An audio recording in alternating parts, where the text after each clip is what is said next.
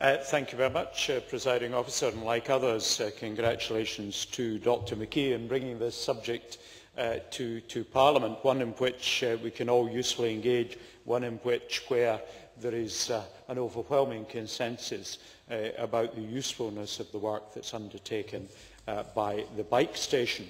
It has been an interesting debate, a number of useful contributions. Ian McKee talked about weight loss on cycling. I have to say in the last fortnight I found another way of losing weight. I had toothache and lost 4 pounds because I wasn't eating, but I'd really rather lose weight by cycling than having toothache. The two are not in any sense comparable.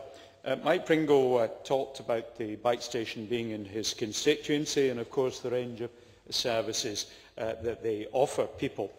I myself have never owned a new bike in my life. I've always had a whole long series of second-hand bikes, starting in the first place with my mother's bike, which I learned to ride on.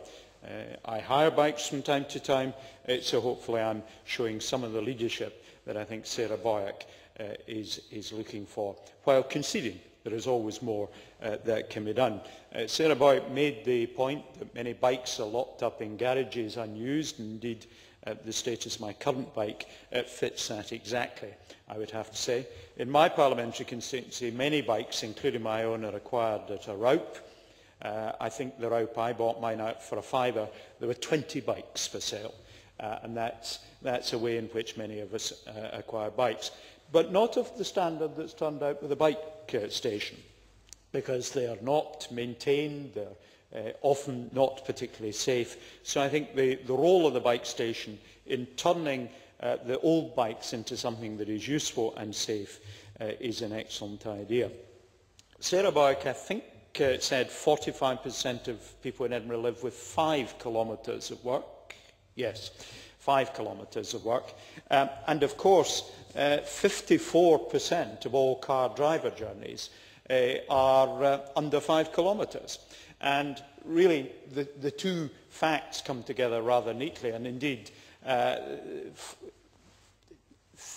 under 3 kilometres, 40% of journeys made by car are under 3 kilometres. There's a clear opportunity there for people to get out of their cars and onto the bikes, or onto the bus, or onto their own 2 feet. Indeed, for me, 3 kilometres, about 25 minutes walk, is a walk rather than a cycle.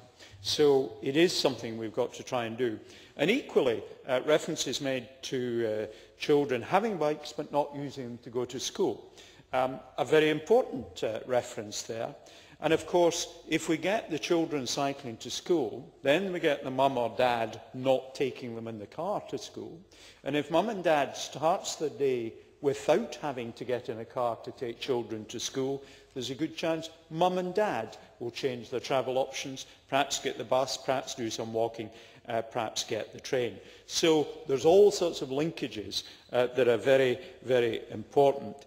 Sarah Boyack also referred to potholes as a major problem, so I'm sure she will join with others in welcoming the finance that has been announced today for dealing with potholes across Scotland. But let's return to the bike station, because they, in their ambitious 80-40-20 project, can make a very real difference in Edinburgh. But perhaps more fundamentally, they can show other parts of Scotland what it is possible to do as well. The team that will be providing support, running promotions and trying out equipment will be people who are not just doing something in Edinburgh, but showing the whole of Scotland. It's about sustainable transport, personal travel planning, engaging companies in cycle challenges, doing training, loaning bikes, all the kind of things that we've been hearing about. We've been engaging the bike station to work, the Scottish Government, in encouraging our own staff to work on a regular basis. And one of our senior directors quite regularly appears at meetings with me straight off his bike, carrying his helmet in his hand. And I think that's an inspiration to others. The doctor bikes that were referred to, excellent to get engaged with people, making sure their bikes are safe, making sure that people understand how to be safe on their bikes. Now, I personally visited the bike station in 2008, presented Mark Sydenham with a Scottish Transport Award for Sustainability, and had the pleasure of awarding 86,000 for the Build Your Bike scheme. And of course that's a scheme which is an environmental benefit, but also is a huge social benefit, engaging as it does often with youngsters who have difficulties in their lives, getting them involved in purposeful activity, and with their ending up with a bike that they can then take away. And of course giving them the opportunity to spend a day off-road, perhaps in Glentress Forest at Peebles, making sure that they understand that bikes are not just utilitarian things, they can actually be great fun. And of course the bike station, as others have referred to, brought a whole alliance of people with shared interests together. Now, the Cycling Action Plan's target will be for 15% of all trips by bike, to be by bike in 2020. That's in line with the Charter Brussels, which was signed last year. I understand that Edinburgh is the only UK city yet to have signed that.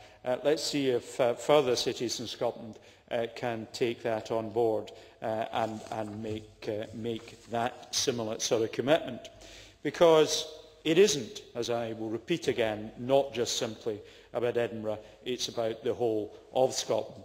There is much going on across Scotland to encourage more active travel. I'm pleased that Parliament is celebrating the work done on our own very doorstep through this motion. I have personally been looking at whether I should buy a unicycle. My wife has dissuaded me from it. She foresees my hurting myself too much. So I think 2 wheels better than 1, 2 wheels better than 4 wheels every time. Presiding Officer. I now close this meeting.